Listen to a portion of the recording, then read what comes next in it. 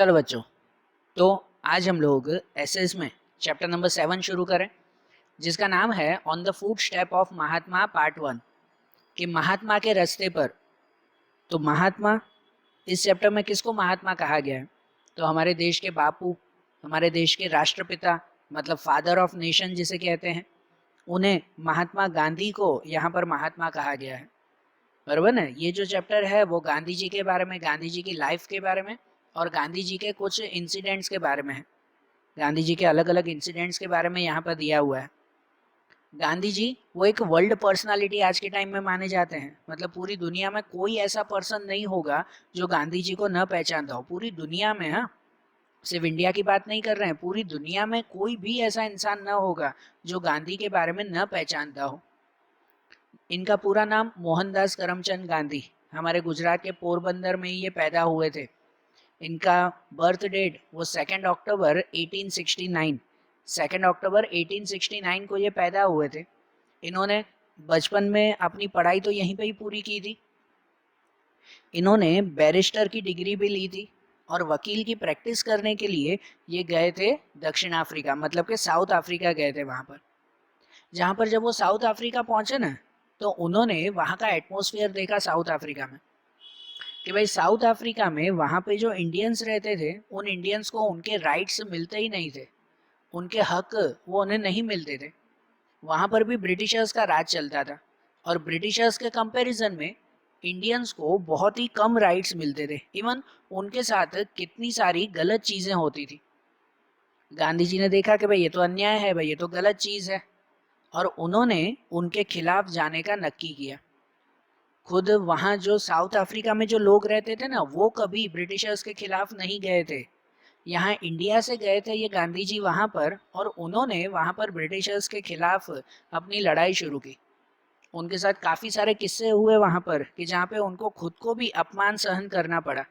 उनकी भी कितनी बार ब्रिटिशर्स ने बेइज्जती की, लेकिन आखिरकार गांधी जी ने नक्की किया कि नहीं, वो इनके खिलाफ लड़ेंगे। और उन्होंने लड़ने की एक अलग ही मेथड निकाली। उन्होंने लड़ने के लिए 2 हथियार अपने पास रखे। कौन से 2 हथियार? तो वो था truth and non violence. Truth and non violence मतलब सत्य और अहिंसा। वो ट्रूथ और नॉन वायलेंस से लड़ते थे, वहाँ ब्रिटिशर्स के खिलाफ लड़े थे वहाँ पर। और ऐसी लड़ाई का उन्होंने नाम दिया था सत्याग्रह। क्या नाम दिया था? सत्याग्रह। आखिरकार गांधी जी वहाँ साउथ अफ्रीका में लीडर बने। वहाँ पे उन्होंने सत्याग्रह शुरू किया, ब्रिटिशर्स के खिलाफ लड़ाई शुरू की कि हमें हमारे हक मिलने चाहिए। और आखिरकार वहाँ के लोगों को गांधी जी के सामने झुकना ही पड़ा। गांधी जी की ये पहली जीत थी वहाँ पर साउथ अफ्रीका में। और जब गांधी जी वहाँ पर जीते ना, तो उनकी वाह वाह वो सिर्फ साउथ अफ्रीका में नहीं, लेकिन पूरे वर्ल्ड में होने लगी। गांधी जी को इंडिया में भी उसी वक्त जो है वो जैसे नाम मिल गया। इंडिया के सभी लोग शॉक हो गए कि कोई एक लड़का, उस वक्त गांधी जी की एज भी बहुत छोटी थी, कोई बड़ी एज नहीं थी, कि भाई उस वक्त कोई पर्सन जो है इंडिया से साउथ अफ्रीका गया और वहां के ब्रिटिशर्स को झुका कर आया। तो इंडिया में भी तो उनका नाम खुद ब खुद हो गया ना। जब साउथ अफ्रीका में अच्छी तरह से सत्याग्रह की लड़ाई पूरी करके 1915 में गांधी जी यहाँ पर आए, वो इंडिया पहुंचे। जब वो इंडिया पहुंचे ना, तब उनकी एज 46 ईयर की थी। 46 ईयर की वो हो चुकी थी उनकी एज। और तब उस वक्त उन्होंने इंडिया पे आकर और इंडिया की हालत भी देखी ना, तो इंडिया की हालत भी कोई अच्छी नहीं थी, वैसी ही थी। इवन साउथ अफ्रीका से खराब हालत इंडिया में थी, है कि नहीं? और उस वक्त गांधी जी ने जो है वो नक्की किया, मन में ठाना था कि जो साउथ अफ्रीका में उन्होंने लड़ाई की ना ब्रिटिशर्स के खिलाफ, वैसी ही वो इंडिया में भी करेंगे और इंडिया को भी इन मुसीबतों से दूर हटाएंगे कि जो ब्रिटिशर्स का राज चलता था, ब्रिटिशर्स यहाँ के लोगों के ऊपर बहुत जुल्म जो है वो करते थे, वह इन सबको दूर करेंगे। गांधी जी ने मन ही मन नक्की कर लिया था, लेकिन कैसे, क्या करे वो? तब गांधी जी गए अपने गुरु के पास। गांधी जी के गुरु कौन थे? गांधी जी के गुरु वो थे गोपाल कृष्ण गोखले। बराबर ना? गोपाल कृष्ण गोखले वो गांधी जी के गुरु थे। गांधी जी उनके पास गए, उनको अपनी बात बताई कि मुझे मेरे देश के लिए कुछ करना है, भारत के लिए कुछ करना है, मैं क्या करूं? तब गोपाल कृष्ण गोखले ने उनको एक सलाह दी कि देखो, तुम एक काम करो, पहले जो है वो पहले पूरे भारत का एक प्रवास करके आओ, पूरा भारत पहले एक बार देख कर आओ, और पूरे भारत में जाकर ये चेक करो कि यहाँ के लोगों की कंडीशन फिलहाल कैसी है। कि जब तक तुम लोगों की कंडीशन नहीं समझोगे ना अच्छी तरह से, तब तक तुम उनकी हेल्प नहीं कर पाओगे। ये भी सही बात है ना। गांधी जी के बात में ये बात, उनके मन में ये बात बिल्कुल सही बैठी कि हाँ पहले एक बार पूरा देख कर आए कि भारत में लोगों की हालत कैसी है, तो उनके हिसाब से फिर लड़ाई की जाएगी। और गांधी जी गए पूरी जो है वो इंडिया का एक चक्कर लगाने मीन्स कि भाई इंडिया के गांव गांव देखने के लिए, इंडिया की अलग अलग प्लेसेस देखने के लिए। और फाइनली जब वो पूरी इंडिया में घूमे ना, तब उन्होंने ऐसी ऐसी चीज़ें देखी, ऐसे ऐसे एक्सपीरियंस हुए उनके साथ कि यहाँ के लोगों के पास जो है वो खाने की भी कमी है। यहाँ के लोगों के पास, कितने लोगों के पास तो पहनने के लिए कपड़े भी नहीं है। यहाँ के लोग बड़े बड़े महलों में तो छोड़ो, छोटी सी झूपड़ियाँ भी उनको रहने के लिए नहीं है। इतनी खराब हालत हमारे भारत देश की है। गांधी जी ने हर एक गांव में जाकर ये सब चीज़ें देखी, और गांधी जी का मन इतना भर आया कि उन्होंने उसी वक्त ठान लिया कि अब से वो जो भी करेंगे ना, वो यहाँ के लोगों के लिए करेंगे। यहाँ के लोगों की जो हालत है वो यहाँ के लोगों की हालत सुधारेंगे। और इसके लिए उन्होंने सबसे पहले खुद ही जो है वो ये नक्की किया कि आज से मैं भी जो है वो अपने सभी कपड़े त्याग देता हूँ। गांधी जी ने नक्की किया। गांधी जी उससे पहले तक हमेशा सूट बूट में टाई वाई पहन के, टोपी ओपी पहन के अच्छी तरह से सज धज के रहते थे गांधी जी, बरोबर ना। जब साउथ अफ्रीका में थे तब भी, और साउथ अफ्रीका से जब इंडिया आए तब भी। लेकिन जब गोपाल कृष्ण गोखले के कहने पर वो जब पूरा इंडिया घूमे ना, तब उन्होंने देखा कि यहाँ के लोगों को तो पहनने के लिए कपड़े भी नहीं है, खाने के लिए खाना भी नहीं है। तब गांधी जी ने नक्की किया कि जब तक इन लोगों के लिए पूरे कपड़े नहीं होंगे, मतलब जब तक इन लोगों की हालत नहीं सुधरेगी ना, तब तक मैं भी ऐसे ठाट बाट में नहीं रहूंगा।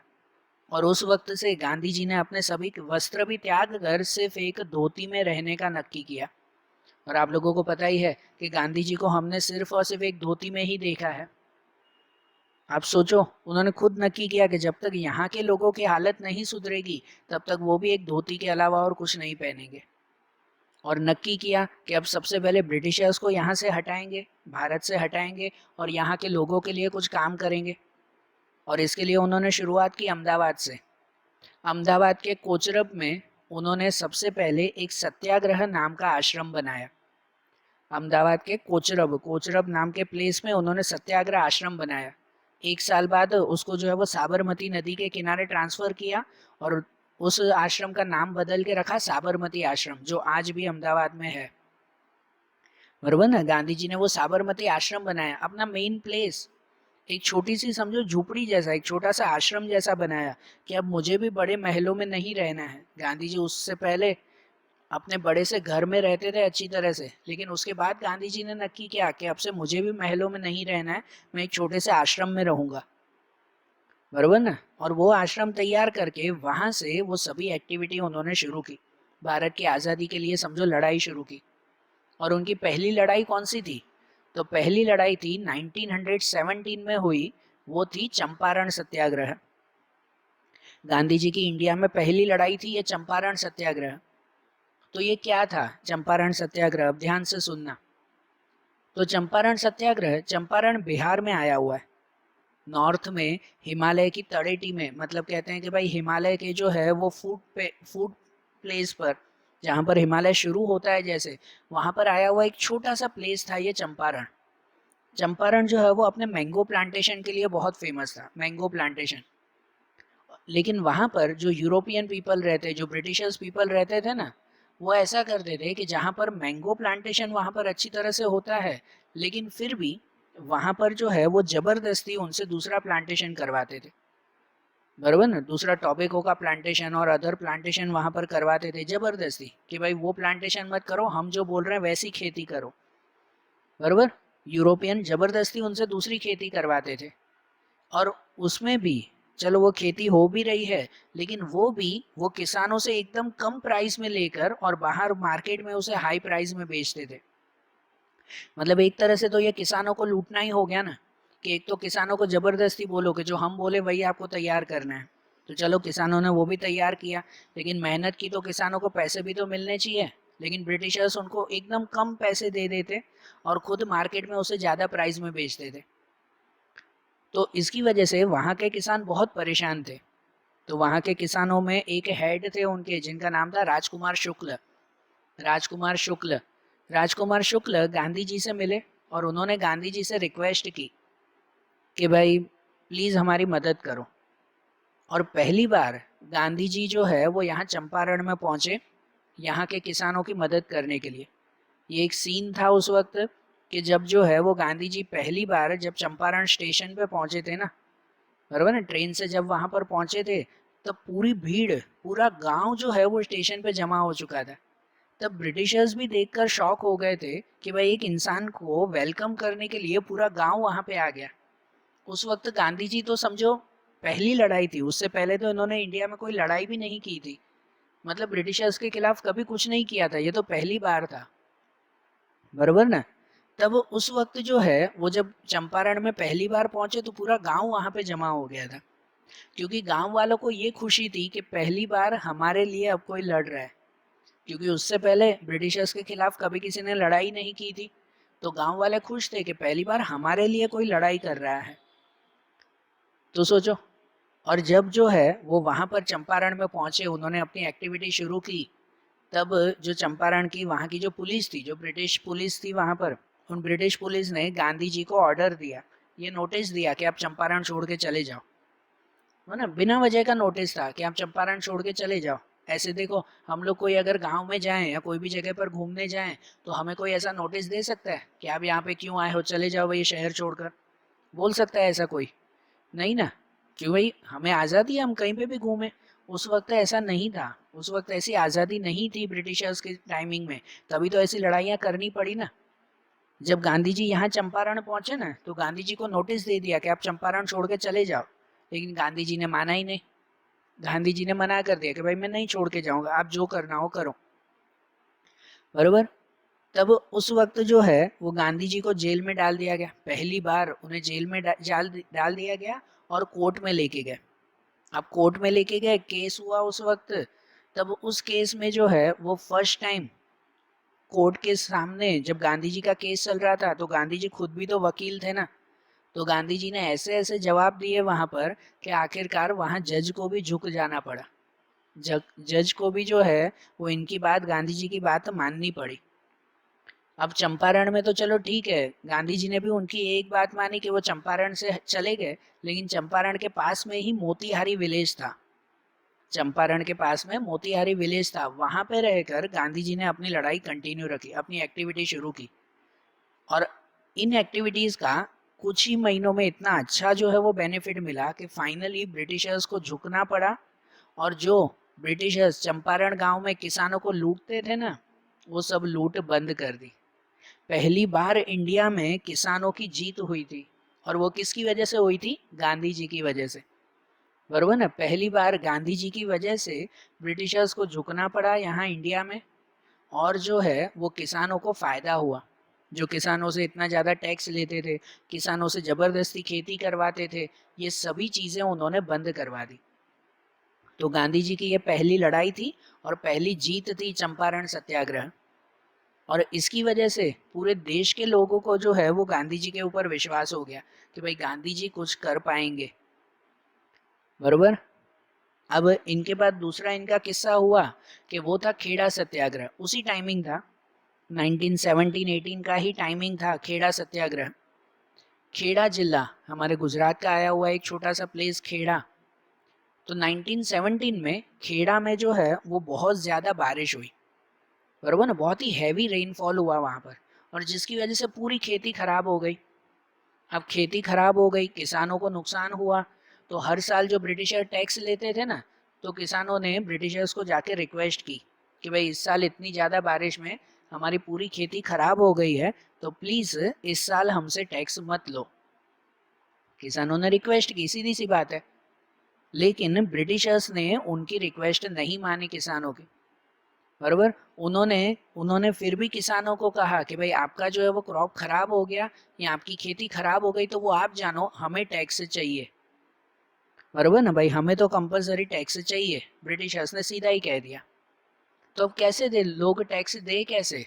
जब उनकी खेती खराब हो गई, पैसे ही नहीं मिले उनको, तो वो टैक्स कैसे दे पाएंगे? लेकिन फिर भी वो ब्रिटिशर्स बोल रहे थे किसानों को कि भाई टैक्स तो देना ही पड़ेगा। तो इसलिए किसान सब पहुंचे कहाँ पर, फिर से गांधी जी के पास। उन्होंने गांधी जी से रिक्वेस्ट की कि भाई प्लीज हमें इनसे बचाओ।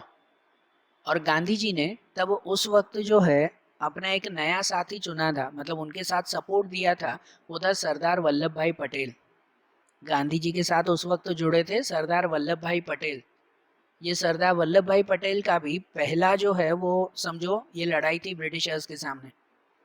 गांधी जी भी कैसे, वो खुद वकील थे, लेकिन उन्होंने अपनी वकालत छोड़ दी, बराबर ना, अपनी एडवोकेसी छोड़ दी और आज़ादी की लड़ाई में लग गए। उसी तरह से सरदार वल्लभ भाई पटेल भी उस वक्त वकील ही थे, उन्होंने भी अपनी वकालत छोड़ दी और आज़ादी की लड़ाई में लग गए थे, है ना, गांधी जी के साथ वहां पर लग गए, बराबर। तब उस वक्त वहाँ खेड़ा सत्याग्रह में बहुत बड़ा किस्सा हुआ था। गांधी जी ने वहाँ के किसानों को सीधा कह दिया कि आप बिल्कुल डरो मत, अगर सरकार टैक्स मांगने आ रहे हैं ना तो उन्हें सीधा मना कर दो कि हम टैक्स नहीं देंगे। क्या करेगी सरकार? ज़्यादा से ज़्यादा जेल में बंद करेगी ना। तो गांधी जी ने कहा आप जेल में जाने के लिए तैयार हो जाओ, कि आप जेल में जाने के लिए तैयार हो जाओ। वो लोग कितने लोगों को जेल में भरेंगे? सीधी सी बात ना, कितने लोगों को जेल में भरेंगे? सभी गांव के सभी किसानों को तो थोड़ी जेल में भरेंगे। और अगर जेल में भर भी दिया तो भी उनको टैक्स थोड़ी मिलेगा, बराबर ना, तो भी नुकसान तो ब्रिटिशर्स का ही है ना। सही बात कि नहीं?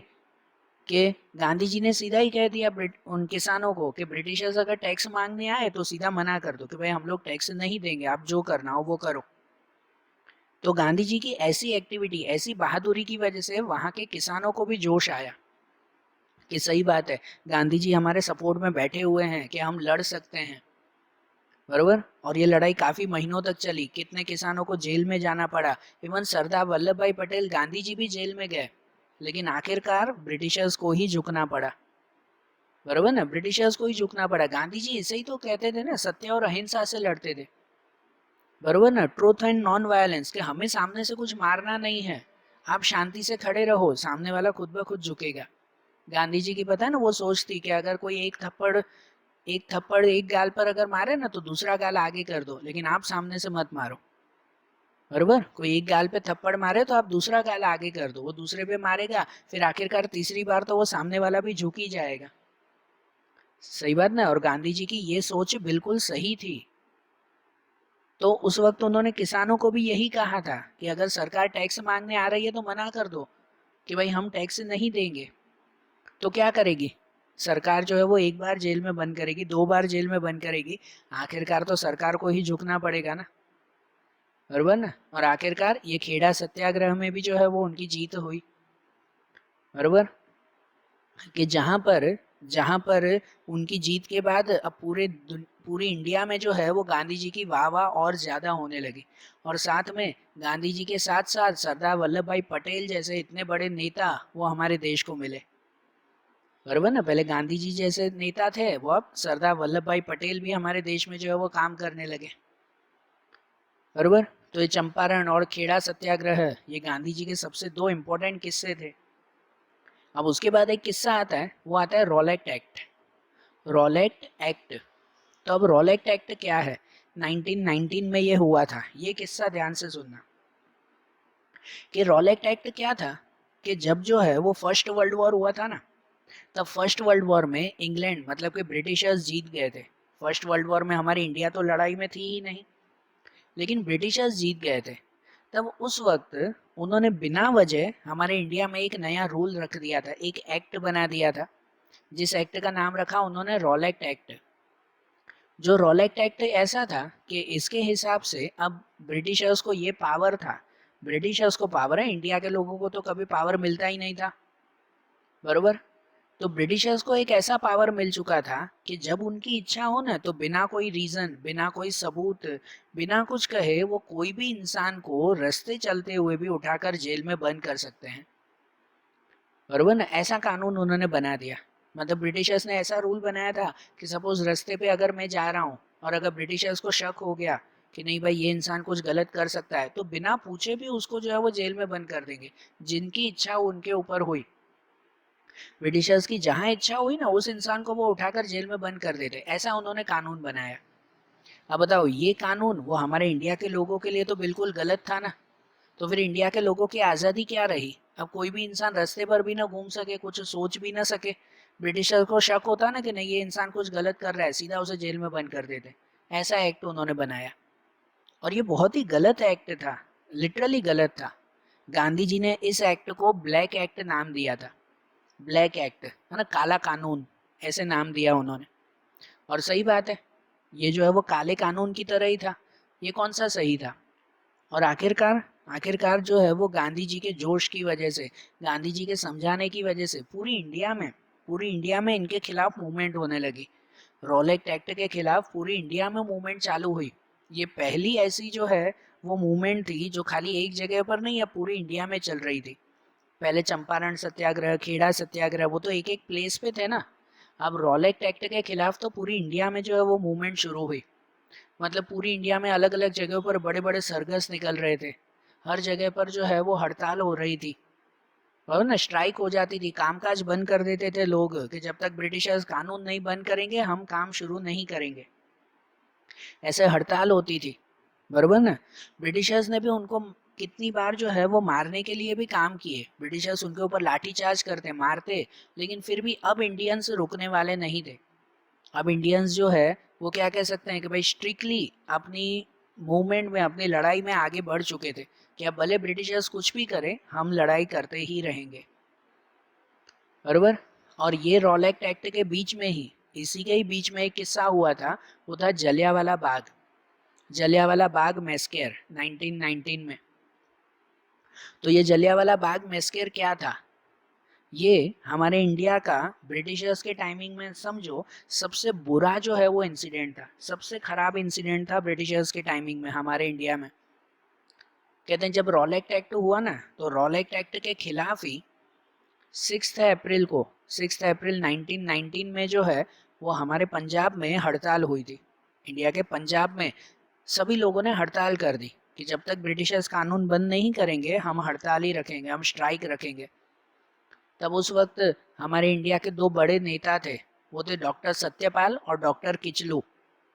डॉक्टर सत्यपाल और डॉक्टर किचलू, ये दोनों को जो है वो ब्रिटिशर्स ने जेल में बंद कर दिया था। दो बहुत बड़े नेता थे ये। अब इन दोनों को जब जेल में बंद कर दिया ना, तो अब सब लोगों को प्लानिंग करनी थी कि अब उनको जेल में कैसे छुड़ाएं, ब्रिटिशर्स के खिलाफ कहाँ कहाँ कैसी कैसी लड़ाई करें, किस तरह से लड़ाई करें, इन सब के ऊपर जो है वो प्लानिंग करनी थी। और 13 अप्रैल 1999, ध्यान से सुनना अब, 13 अप्रैल 1999 को उस वक्त जो है वो वैशाखी का दिन था। बैसाखी मनाते हैं ना, जो सिख पीपल होते हैं वो बैसाखी मनाते हैं।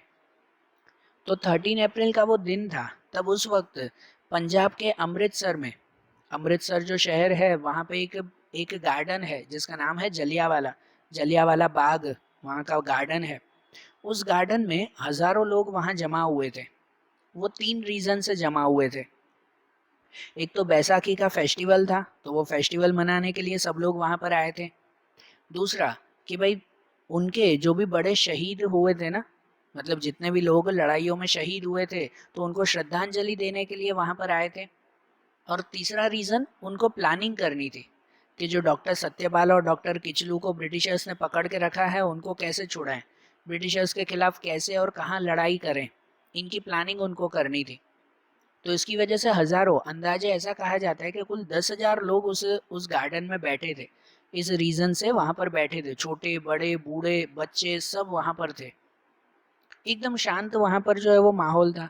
सब लोग जो है वो अपनी मीटिंग में, अपने कामकाज, अपने बातों में वहां जुड़े हुए थे उस बगीचे में। तभी अचानक उस वक्त ब्रिटिश के जो है वो जनरल थे, जनरल डायर, वो जनरल डायर वहां पर पहुंचे, उस बगीचे में पहुंच गए। और उस बगीचे में अकेले नहीं, अपनी जो है वो पूरी एक टीम लेकर, पूरी टीम, वो भी हथियारों के साथ, राइफल्स के साथ अपनी पूरी टीम लेकर वहां पर पहुंच गए। और उन्होंने वहां पर बिना कुछ कहे उन 10,000 लोगों के ऊपर गोलियां चलाना शुरू कर दी। जनरल डायर ने बिना कुछ कहे उन 10,000 लोगों के ऊपर गोलियां चलाना शुरू कर दी, बिना कुछ कहे, बिना कोई वार्निंग दिए। बरोबर ना। जलियांवाला बाग ऐसा बना हुआ है, आज भी वहां पर है जलियांवाला बाग अमृतसर में, कि जहाँ जलियांवाला बाग ऐसा बना हुआ है कि वहां पर आने जाने का सिर्फ एक ही छोटा सा रास्ता था, एक ही गली है वहां पर आने जाने के लिए। और वहां पर जो है ये जनरल डायर उस गली में पहुंच चुके थे, वो रास्ता उन्होंने बंद कर दिया था वापस जाने का। और ऐसे 10,000 लोगों के ऊपर उन्होंने क्या कह सकते हैं, ये गोलियां चलाना शुरू कर दी। आप खाली सोच के देखो कि जहां लोग बैठे हुए हैं बिना कोई वार्निंग कि भाई मैं आ रहा हूँ, मैं कुछ करने वाला हूँ, कुछ भी नहीं, जनरल डायर सीधा वहां पहुंचे गेट पर, बिना कुछ कहे सभी लोगों के ऊपर जो है वो फायरिंग शुरू कर दी उन्होंने। और तब तक फायरिंग करते रहे जब तक उनकी गोलियां खत्म ना हो गई। बरोबर। जिसमें आप सोचो कि जिसमें हजारों लोग जो है वो मर गए थे, क्योंकि उस बगीचे से बाहर जाए कहाँ पर, बगीचे के चारों तरफ बड़ी बड़ी दीवार थी कि कोई दीवार चढ़ भी ना सके, ऐसी ऐसा वो बगीचा बना हुआ था। बरोबर ना। कोई कहीं पर भी जा नहीं सकता था, सब लोग वहीं पर ही जो है वो मर रहे थे। जहां बचने के लिए बगीचे के बिल्कुल बीच में एक कुआं था, पानी का कुआं था वहां पर, और लोग जो है वो डर के मारे उस कुएं में छलांग मार देते थे। और कुएं में जाओ तो भी क्या, वहां पे भी तो मरना ही था ना, कुएं में जाकर बचना थोड़ी था। हजारों लोगों की डेथ हो गई, न जाने कितने लोग जो है वो घायल हो गए वहां पर, बराबर, जिसकी कोई लिमिट नहीं थी। और ये एक आतंकवादी की तरह जनरल डायर ने सबके ऊपर गोलियां चलाई थी। तो आप सोचो कि भाई इस किस्से के बाद जो है वो गांधी जी और दूसरे नेताओं को ब्रिटिशर्स के ऊपर से पूरा विश्वास उठ गया कि ब्रिटिशर्स वो सबसे बुरे हैं, ऐसा सबके माइंड में अब आ चुका था। सही बात है ना। अब ब्रिटिशर्स पे कौन विश्वास करेगा कि ऐसी हरकत, लोगों को बिना वजह बिना कोई रीजन से मार देना, ऐसी हरकत। तो आप सोचो उस वक्त जो है वो ऐसा हुआ था कि जब ब्रिटिशर्स ने, ये जनरल डायर ने उनको मारा था ना, तो जनरल डायर को तो सजा होनी चाहिए ना, कि उन्होंने 10,000 लोगों के ऊपर गोलियां चला दी, तो उसको सजा नहीं होनी चाहिए। तो सजा होने के बदले उस जनरल डायर को इंग्लैंड में जाकर वहां पर जो है वो उनको क्या कह सकते, एक बहुत बड़ा अवार्ड मिला। जनरल डायर को इंग्लैंड में अवार्ड मिला था कि उन्होंने इंडिया में बहुत बड़ा काम किया है। अब ये कोई बात हुई? ये ऐसे ब्रिटिशर्स थे कि भाई उन्होंने 10,000 लोगों को मारा है तो उसके ऊपर केस नहीं किया। एक केस किया गया था तो वो केस में ऐसे हो गया कि उन्होंने गलती से गोली चला दी और उनका केस जो है वो छुड़वा दिया गया। जनरल डायर को छोड़ दिया, क्या उन्होंने गलती से गोली चला दी। 10,000 लोगों के ऊपर गलती से गोली चलती है, ऐसे कैसे? बरोबर ना। उनके ऊपर केस भी नहीं हुआ क्योंकि ब्रिटिशर्स खुद को ही थोड़ी कुछ बोलेंगे। इवन इंग्लैंड में उनको इतना बड़ा अवार्ड दिया गया। अब सोचो ये कैसी बात है। इसकी वजह से पूरे इंडियंस बहुत गुस्से में थे कि भाई ब्रिटिशर्स ऐसी हरकतें कर रही है। इनकी वजह से हमारे इंडिया के एक बहुत बड़े फेमस पोएट, इंडिया के जो है वो नोबेल अवार्ड विनर, वो थे रविंद्रनाथ टैगोर। तो रविंद्रनाथ टैगोर ने अपना अवार्ड ब्रिटिशर्स को वापस दे दिया कि लो भाई, अगर ब्रिटिशर्स ऐसे हैं ना, मुझे ब्रिटिशर्स का कोई अवार्ड नहीं चाहिए। उन्होंने अपना अवार्ड रिटर्न कर दिया था। सभी लोगों को जो है वो उनके ऊपर हद से ज्यादा गुस्सा आ रहा था कि भाई ऐसे हैं ये ब्रिटिशर्स। तो सोचो। और अब गांधी जी ने नक्की कर लिया था कि अब जो है वो ब्रिटिशर्स को कुछ भी करके यहाँ से वापस भेजना ही है, कि अब ब्रिटिशर्स को यहाँ पर बिठाना बिल्कुल भी पॉसिबल नहीं है कि नहीं? ऐसे ब्रिटिशर्स को इंडिया में रखने का फायदा ही क्या है जो ऐसी हरकतें कर रहे हैं। ठीक है। तो अब इनके बाद गांधी जी ने और क्या क्या किया, कैसी कैसी लड़ाइयाँ की, और दूसरे कौन से पॉइंट्स हैं, अब उनके बारे में हम लोग भी अगले वीडियोस में देखेंगे। Okay, thank you.